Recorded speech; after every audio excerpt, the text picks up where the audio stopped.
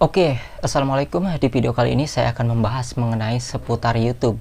Mungkin kalian para YouTubers pemula ya, yang bingung untuk menentukan jenis konten yang konsisten dibuat seperti apa, hingga konten kalian mungkin berbeda-beda. Ada yang musik, ada yang berita, ada yang vlog, ada yang tentang memasak, review barang, dan sebagainya.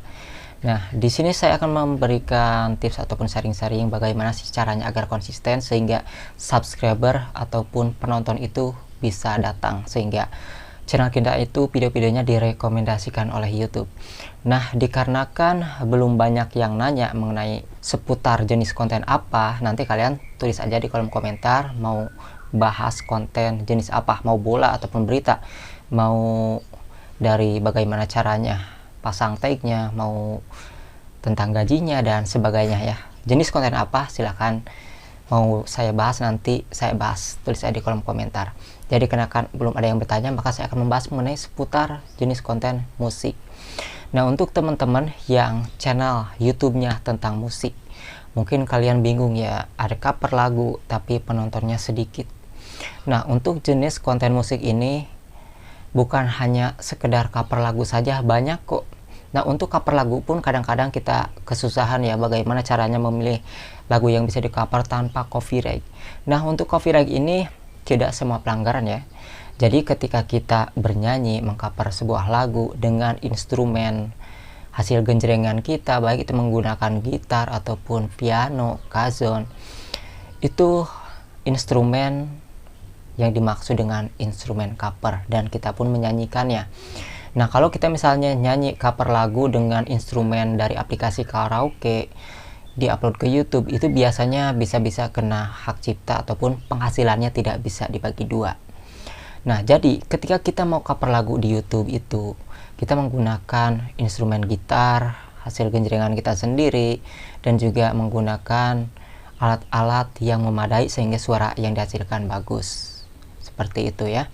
Jadi kalau misalnya ada klaim hak cipta, itu belum tentu pelanggaran, karena itu hanya klaim saja bahwa lagu yang kalian nyanyikan adalah milik orang lain. Itu nanti bisa dibagi dua hasil dolarnya, jadi jangan kaget ketika ada email. Nah, untuk musisi-musisi sendiri ini berbeda-beda pendapat ya. Ada yang memperbolehkan lagunya di cover tanpa izin karena sudah mempercayakan ke YouTube atas bagi hasilnya oleh mesin YouTube, dan ada juga pengcover lagu yang harus tetap izin ketika kalian menyanyikan lagunya. Dan memang dalam peraturannya harus izin. Nah, maka dari itu untuk izin susah, kadang-kadang tidak dibalas, maka kalian bisa memilih musisi-musisi yang memperbolehkan lagunya di cover tanpa izin, yang sudah mempercayakan untuk YouTube ini mesinnya sudah diatur oleh YouTube atas pembagian hasilnya ataupun royaltinya. Dan mengenai konten musik ini di YouTube bukan sekedar cover lagu saja, kalian bisa membuat instrumen karaoke. Misalnya kan banyak nih orang yang mau karaokean pakai nada-nada karaoke yang ada di YouTube gitu ya, baik itu pakai gitar, pakai piano. Nah, misalnya kalian pintar piano, pintar gitar, itu satu judul lagu saja bisa kalian buat 3 konten, dari nada rendah, nada tinggi, dan nada original. Itu sudah 3 konten tuh, satu yang namanya satu judul lagu aja. Jadi bukan sekedar cover lagu, tapi juga kalian bisa mengisinya dengan konten-konten instrumen karaoke-nya. Itu banyak penontonnya loh. Nah, selain cover lagu dan membuat konten instrumen karaoke, kalian juga bisa membahas mengenai bagaimana caranya menghasilkan suara vokal kita jernih ketika mengcover lagu, dan itu pun bisa dibahas. Misalnya dari soundcard pilihan kalian apa, mulai dari yang harganya mahal sampai yang harganya terjangkau bagi para pengcover YouTubers pemula. Itu harus kalian bahas banyak ya, dari soundcardnya, dari jenis gitarnya, terus software yang kalian gunakan apa, versi Android ataupun versi laptop, kan beda-beda ya. Lalu ada juga dari mic-nya, mic kondensor, mic dynamic, itu beda-beda ya. Kalau mic kondensor itu buat rekaman, namun ketika ada orang yang ngobrol di ruangan itu akan kedengeran. Namun hasilnya karena sensitif, tapi bagus untuk rekaman untuk di ruang yang kedap suara.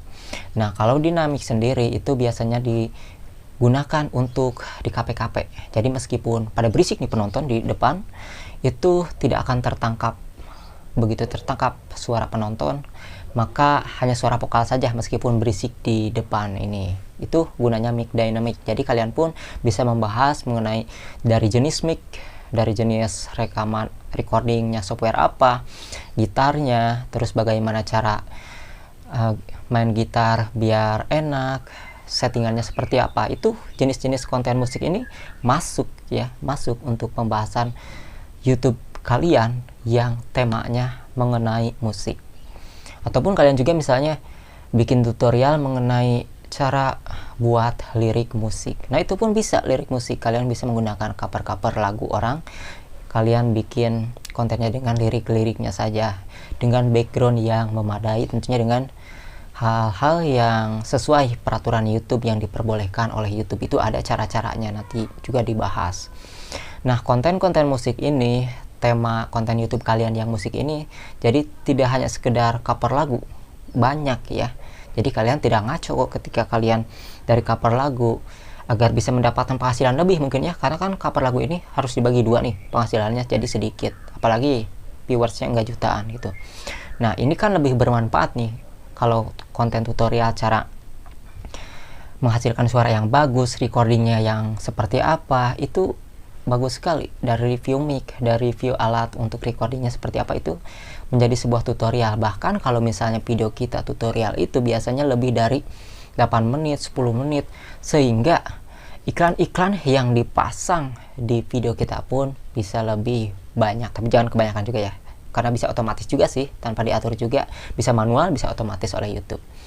Nah, apalagi videonya panjang, pembahasannya panjang, menarik, konten kalian menyajikannya dengan simple, orang mengerti dengan apa yang kalian sampaikan, yang kalian bicarakan, itu lama-lama viewers dan subscriber pun akan datang ke channel kalian sendiri.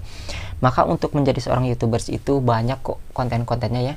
Jadi kalian tinggal memilih aja bagaimana sesuai hobi kalian ataupun sesuai kemampuan yang kalian dalami. Mau konten berita boleh ya, atau mau konten vlog, mau konten memasak, mau review apa aja, mau review make up untuk perempuan ya, ataupun review ataupun tutorial hijab bagi perempuan, dan masih banyak lagi untuk promosi-promosi yang lainnya kayak review gitu dah. Nah, mungkin itu saja ya beberapa konten yang bisa kalian lakukan untuk jenis konten temanya musik. Bagi kalian yang mau bertanya konten apa yang ingin saya bahas dan bagaimana caranya, jika saya menguasai ilmunya, maka saya akan berikan tips-tipsnya, tutorialnya seperti apa, dan penjelasannya seperti apa agar viewers dan subscribernya banyak. Karena butuh kekonsistenan sebuah konten. Misalnya kalian dari konten video bola langsung ngaclok ke yang lain, itu akan merusak algoritma YouTube. Jadi kalian harus konsisten. Dengan banyaknya kata kunci yang tersimpan di dalam channel kalian, maka semakin banyak video kalian, akan semakin banyak juga penontonnya dan direkomendasikan oleh YouTube. Jadi ketika upload video baru 10, baru 50, penonton kalian sedikit, itu jangan nyerah, karena butuh rekomendasi YouTube. Jadi butuh kata kunci dulu, karena tag-nya harus banyak dulu, terus videonya harus menyebar dulu. Alhasil ketika salah satu video kalian ada yang meledak, maka ke video-video yang lainnya juga akan merembet. Jadi itu seputar YouTube yang saya bahas kali ini ya. Bagi ada yang mau bertanya, silahkan aja tulis di kolom komentar.